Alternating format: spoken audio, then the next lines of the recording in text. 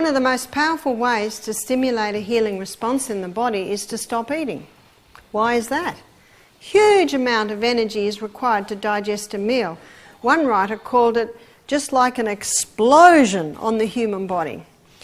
1,200 calories is required to digest one meal. That's quite phenomenal, isn't it? So what happens when you don't eat? Well, all that blood and energy is looking for something to do. It can be likened to what happens when you go on holiday at home. I don't know about you, but I go to the parts of my house that are bugging me. Every day we sweep the floor, we do the dishes, we make the bed, wash the clothes. But you know, there's the basics, but there's all those little extra things that you wait for a bit of spare time to do. That's exactly what's happening in your body today. And in each body in front of me here, the energies are going to different parts, to the areas of greatest need. Now, before the body can restore or regenerate, it must clean the house. That's why this program's often called a cleanse or a detox. The house has to be cleaned. As the house gets cleaned, there are 4 main organs of elimination. And number 1 is the skin. The largest organ of elimination is the skin. Your skin has millions of little mouths. If you were to look at it under a microscope, you'd see all the tiny little holes. Dr. Kellogg, very famous doctor, he's of Kellogg's cornflakes fame, although I think that he would nearly die if he could see what Kellogg's cornflakes are made of today. It didn't quite have the sugar in it that he had in his. But he wrote many books on health. He was the medical director of one of the largest natural hospitals in America, Battle Creek, 1,000 beds. So he wrote many books on it. He called the pores of the human body millions of little sewers. Why did he call them millions of little sewers? Because they give off waste. They're an organ of elimination. Have you ever had a white shirt on, especially on a hot day when you're perspiring a lot, and the collar is brown? What's the brown? It's dirt. Where did the dirt come from? Inside of you. So the skin is a very effective organ of elimination. To be an effective organ of elimination, it has certain needs. It requires you to allow your skin to breathe.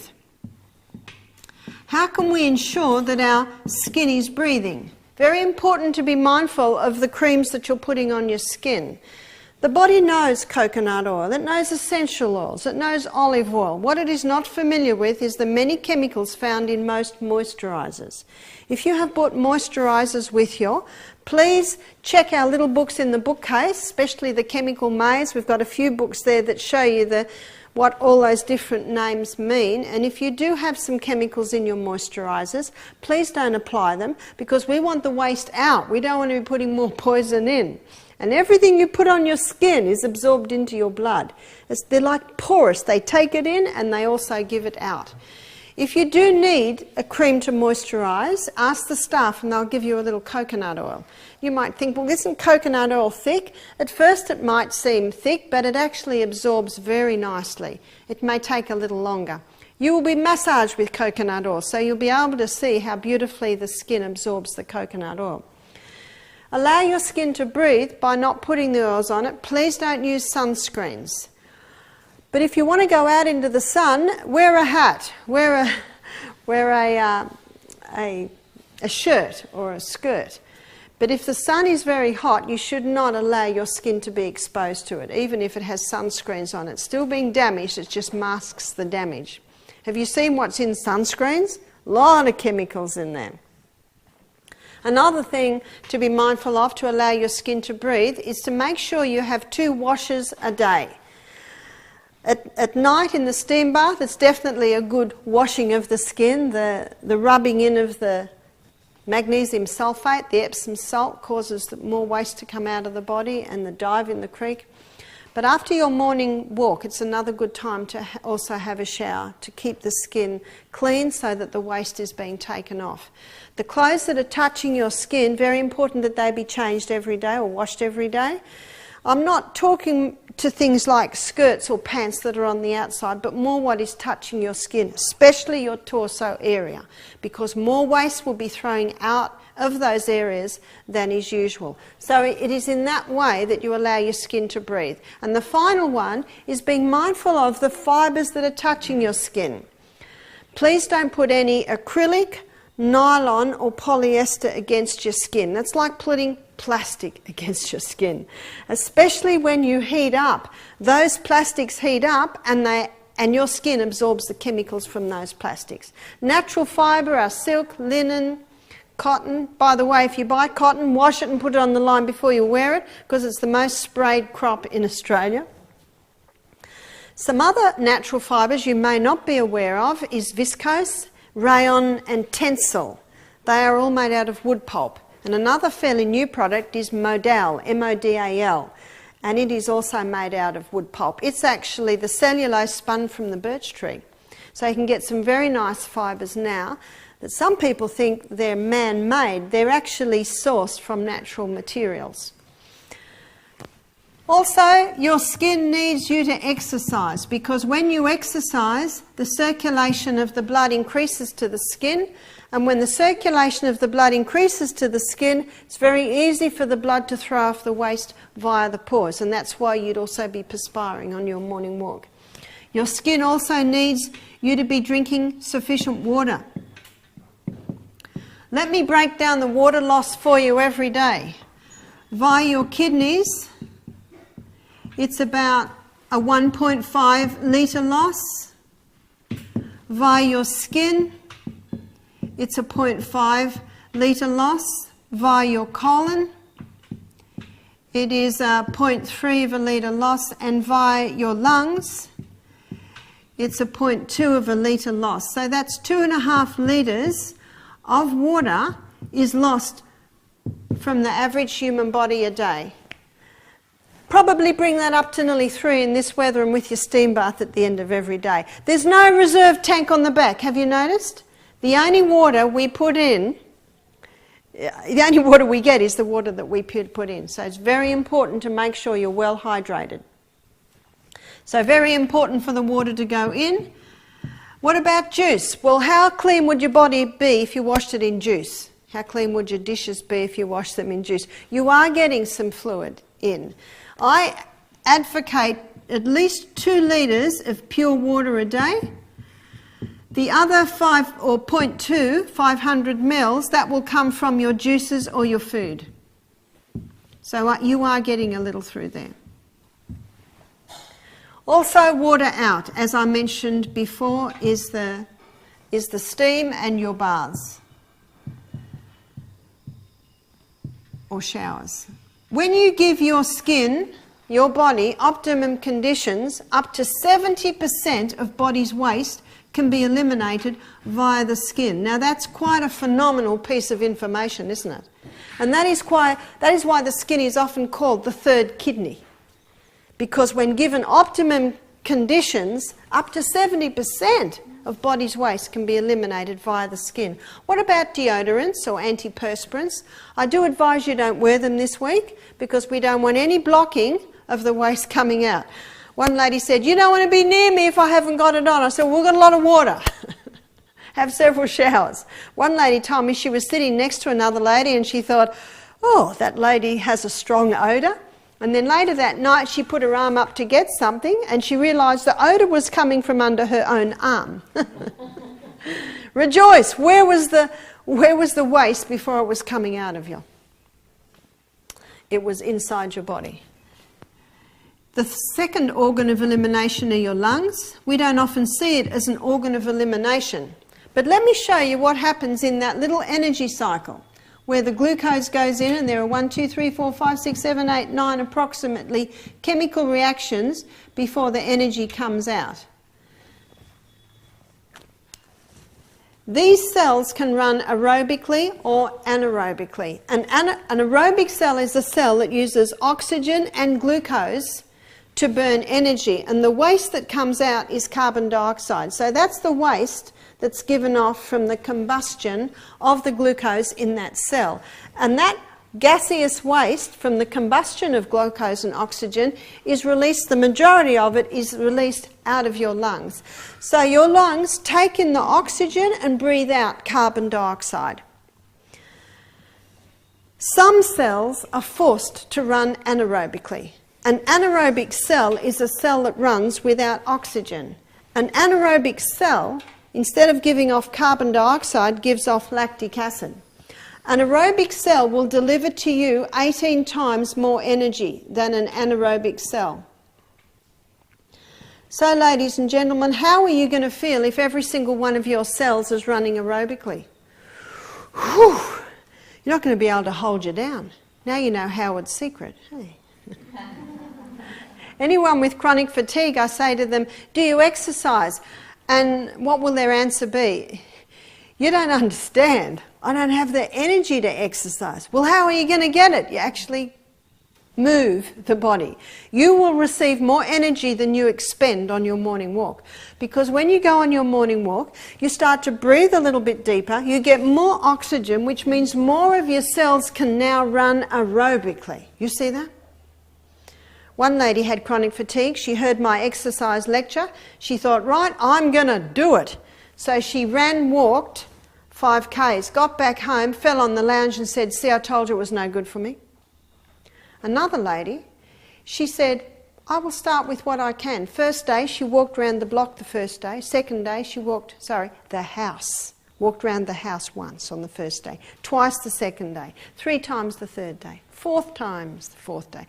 5th time, she walked around the block. That's how you do it. The first lady, she just pushed her body beyond what her body was telling her to do, and quite possibly hadn't hydrated her body, and so she was actually a cot case for the rest of the day. And she said, see, told you exercise was no good for me. And you see that? We are the doctors. You start with what you can.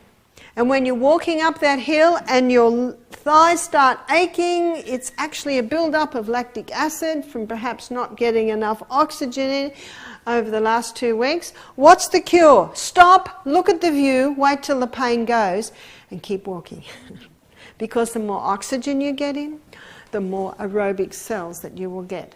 There are 2 cells that love to run anaerobically, and that is a cancer cell, and that is a fungus cell. You just think about it. Fungus hates the light, hates the air, likes the dark, moist areas of the body. Where does fungus like to live in your home? Dark, moist areas in your body. You open it to the sunshine, what happens to it? It annihilates it. How do you get rid of it? Well, we can get rid of it the way our grandmothers get rid of it. Sodium bicarb powder. White vinegar just annihilates it. As you will see in Is Your House Killing You, Dr. Dingle, he shows you. Bleach kills mould and feeds fungus. So when you put bleach on mould, you're feeding your next crop of mould. But white vinegar kills mould and kills fungus and doesn't kill you like the bleach does. Bleach is a chemical and it can interfere with your DNA. This is why Dr. Tullio Simoncini was having so much success with cancer. He would inject sodium bicarb straight into the cancers. We can't quite do that, but you know, we can alkalise the body from the outside and the inside. And on Thursday, I'll be giving a whole lecture on the acid alkaline. So that's how you get rid of it out of your home. You can buy a paste in the supermarket called Gumption. Are you familiar with Gumption? It's just sodium bicarb paste. So it's not going to kill you, but it's going to kill this nasty stuff. And again, find out why it's there. Do you need to get a skylight in? Do you need to get some fans in the bathroom? Do you need to open it up wide? Do you need to get a plumber in and assess if there are any leaky taps? So what your lungs need is fresh air. I was very happy when we came in here and saw the huge big ceilings, saw the huge big windows. Just had to chop down a few of those trees to let that sunlight and air in a little bit more. Our lungs need fresh air. Our lungs also need us to exercise. Did you notice this morning on the walk that you started to breathe a little deeper, especially when you came to this hill? Breathing deeper means you're getting more oxygen in and you're breathing out more carbon dioxide. The more oxygen you breathe in, the more carbon dioxide can be released out of the body. And the more oxygen that's coming in, the less lactic acid is happening. One more thing I wanted to show you. I wanted to show you how this aerobic cancer fungus cells run in the energy cycle. There's only about 5 different chemical reactions once the glucose goes in and the energy comes out. But with an aerobic cell, the oxygen cell, there are sometimes up to 10 different chemical reactions before the energy comes out. This cell here consumes 15 times the glucose compared to a normal cell. This is the normal cell. This is a fungus cell. Dr. Holland, in the book, The Germ That Causes Cancer, he said when you deprive cancer cells of glucose, they self-destruct because they're consuming 15 times. It can be as simple as that. This is how chemotherapy works. When chemotherapy comes in, this cell will consume 15 times the chemotherapy that this cell will consume. So more of these cells will die than these cells, but the fact is some of those cells die. It is a fact, more people die from chemotherapy than cancer. That is true. You've heard the saying, treatment was successful but the patient died. You know, we've got a human being here that we want to keep comfortable and alive for the term of their natural life. And that's how it works. This is the first day of lectures. As I go through the lectures this week, you will find that I will build on all of these concepts and they will make more sense to you as we go. So the lungs need fresh air and they need exercise, and the lungs also need water. If it was a cold morning, we'd be able to see each other breathing, wouldn't we? Because every breath that you breathe out, there's a little bit of moisture there. When the body is dehydrated, the little bronchioles shrink up and to conserve the water. And so dehydration can cause congestion of the bronchioles. Kidneys. Your kidneys do a very effective job at filtering your blood. Let me show you how the kidneys do this, because they do it in quite a fascinating way. We have 2 kidneys, most of us. One lady told me she had 3 one day, but most of us had 2 kidneys. And there are 1 million filtering units in one kidney, and your kidney's as big as your fist. My 6'6" brother-in-law has got a bigger fist than me, which means he's got a bigger kidney than me, and he needs it. Let's have a look at this little filtering unit. Remember, 1 million in one kidney. That's the filtering unit, and the waste or the filtrate from being filtered comes out and around these tubules down into the bladder. So the blood goes in, the blood vessel goes in, it weaves around the filtering unit, and then it comes out and weaves around the tubules. So that's the bladder there. Whereabouts in the kidney are these filtering units? Here's the kidney, and these little filtering units are all on the edge. It's called the cortex part of the kidney. And these tubules basically weave down like that into the ureter, into the bladder, and then the urethra is where the urine comes out. So there's the ureter from the other kidney. That's how it works.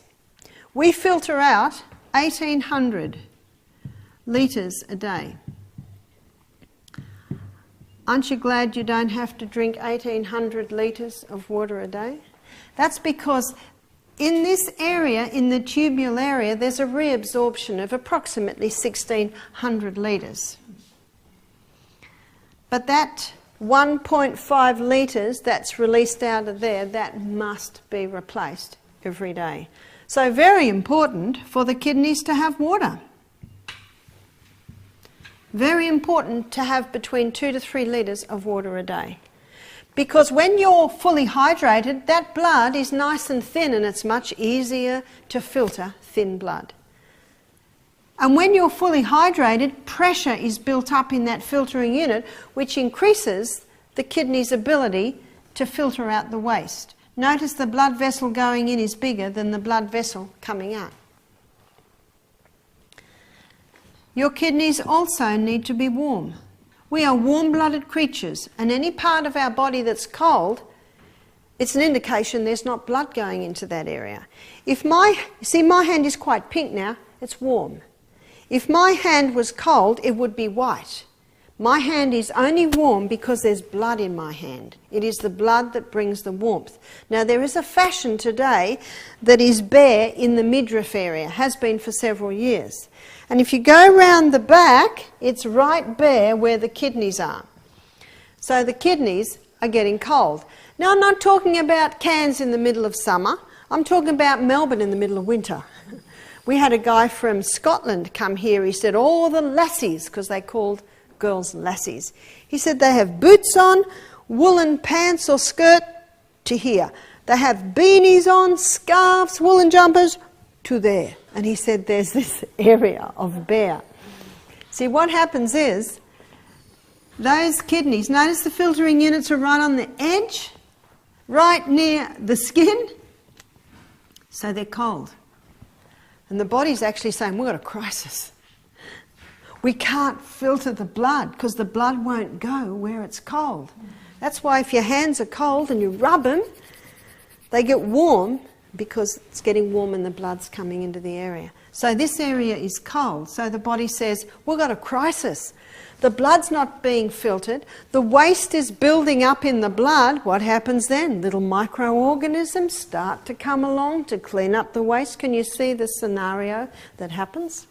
So the body says, we'll have to insulate the kidney to try and keep it warm. Now, we don't have fur and we don't have feathers, do we?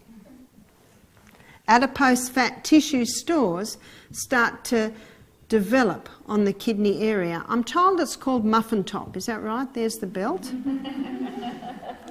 Where are the slim waists? It's because the waists are cold. It's time to start wearing singlets. Remember singlets?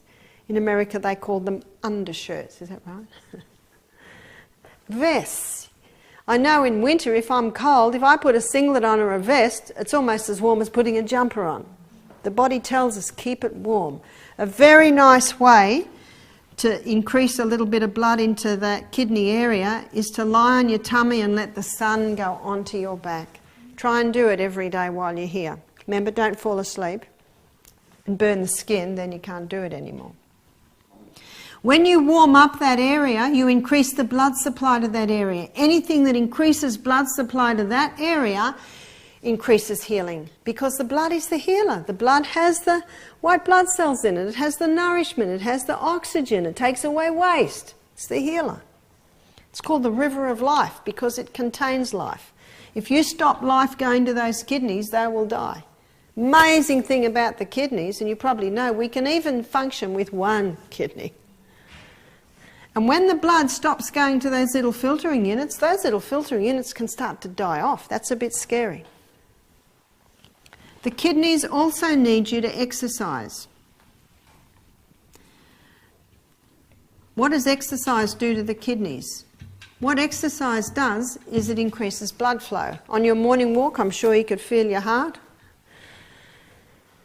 That means the blood is pumping faster to the body. That means more blood is going into those filtering units. But something else happens on your morning walk. I want you to picture your kidney on your morning walk. Every step you take, what's happening to your torso?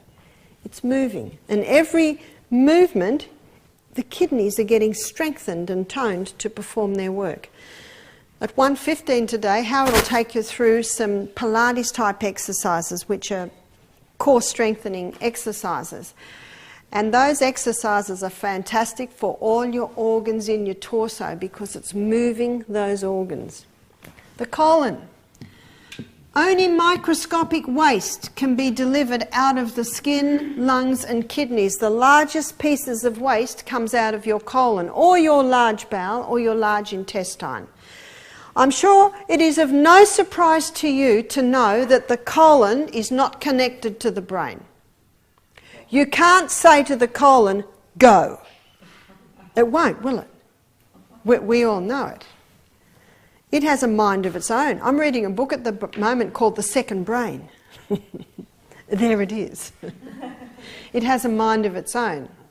So the colon is very different. The colon needs stimulation. It needs to be encouraged and stimulated. And you're like this one.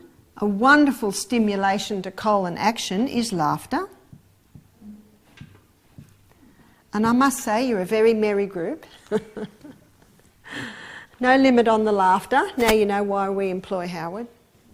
One of the reasons. Do you know, laughter, that gut laughter gives an internal jog. And what's getting the jog is the colon. The colon also needs you to exercise. As with the kidneys, so with the colon. As blood supply increases to the kidneys in exercise, so does it increase to the colon. But also the movement moves the colon.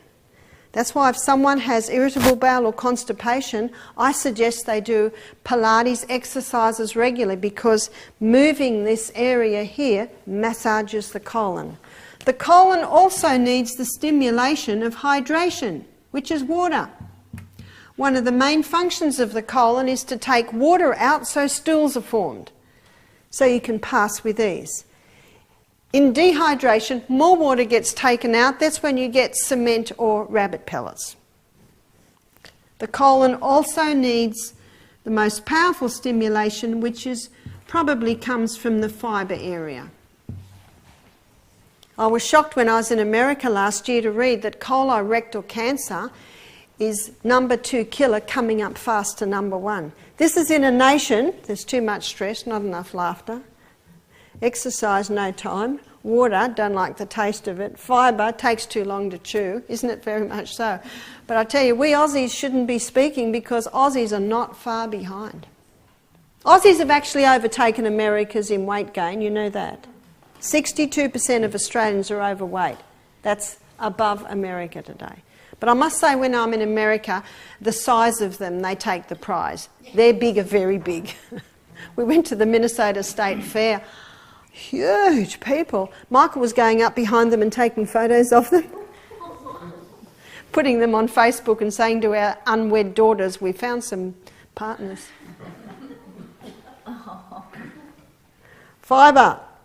The highest fibre food there is vegetables. Vegetables are high in fibre, high in minerals, low in sugars. Fruit is high in fibre, but it's high in sugars and low in minerals. So for some people dealing with yeast problems in their body, they need to go more to the vegetables. But the colon needs the fibre. We're not giving you any fibre for 2.5 days, so we're going to be giving you herbs. And those herbs gently stimulate the peristalsis of the colon. We just need you to let us know if you need more or less. These are 4 organs of elimination. If one goes down, that puts an extra load on the others. That's why the steam bath is such an essential part of a detox, because when we really zoom up the skin, it takes a load off the other 3. Many people think they don't need to evacuate when they're fasting because they're not eating anything, but they don't realise that the waste that can't be fitted out of the microscopic areas must be eliminated via the colon. So very important on a detox that you evacuate ideally at least twice a day. And if that's not happening, we have some herbs that can help to encourage that. There's one more organ of elimination, little tiny member called the tongue. When you're on a detox, you know it clearly, because what's the tongue like when you wake up in the morning? My father went on a detox once and he said, my tongue feels like the fowl house floor. That's the waste coming out of the tongue. And that's where oil pulling can be very effectively at eliminating that waste. Now we have put the oil there and the spoons are already there, so please try and do it a couple of times at least, ideally 3 times a day, just when it suits you. You take a spoonful of the coconut oil, you put it in your mouth and you swish it. Don't swish it non-stop for 10 minutes or you're going to get very sore muscles.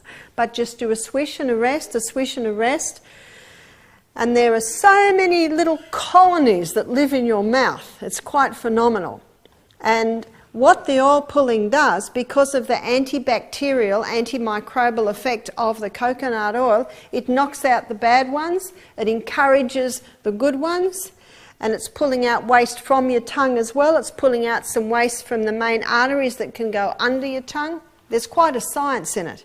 So after about 10-15 minutes, go outside and spit on the grass. Don't spit down the plug hole, you might clog us up. And when you spit it out, have a look. That coconut will not be clear any longer, it will be white. That is the waste that it has pulled out.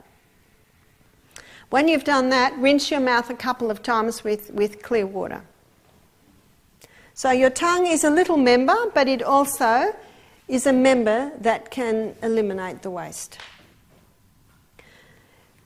The organ of your body that is orchestrating the detox is your liver. Your liver is your project manager, and your liver lives under your right rib.